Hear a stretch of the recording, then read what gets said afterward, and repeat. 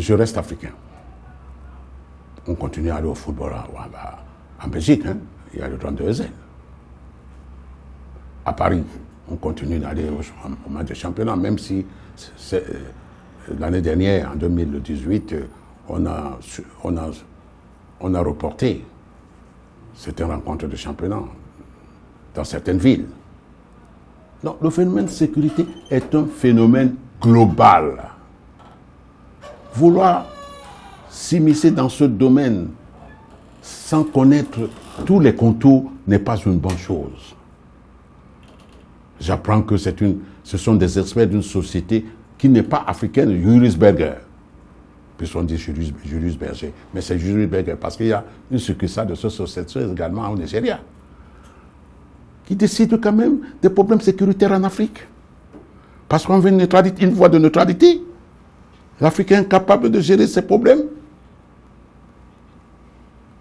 Donc, le phénomène sécuritaire est un phénomène global, mondial.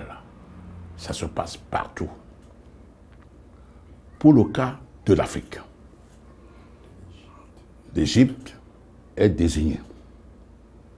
Et l'Égypte va organiser avec ses influences néfastes sur la sécurité.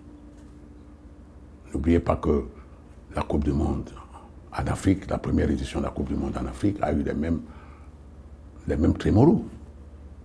À savoir que oui, c'est la criminalité. Cette fois-ci, on ne parlait pas d'insécurité, on parlait de criminalité. Nous sommes partis de l'Afrique du Sud sans un cas de criminalité avéré. Et il n'y avait pas des experts étrangers à l'Afrique pour gérer ce problème. Maintenant, pour répondre à vos attentes, c'est vrai qu'il y a l'Égypte a ceci de particulier, et ce n'est pas seulement l'Égypte, même l'Afrique du Sud.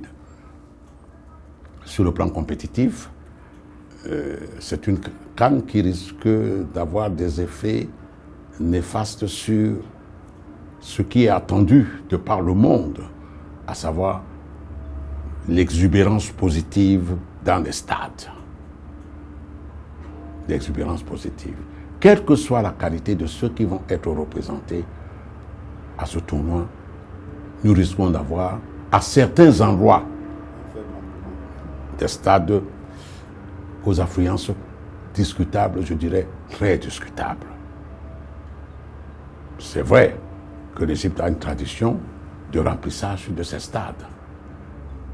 Vous savez que l'armée égyptienne est une armée très rigoureuse, je dirais même rigide. Et la tradition veut que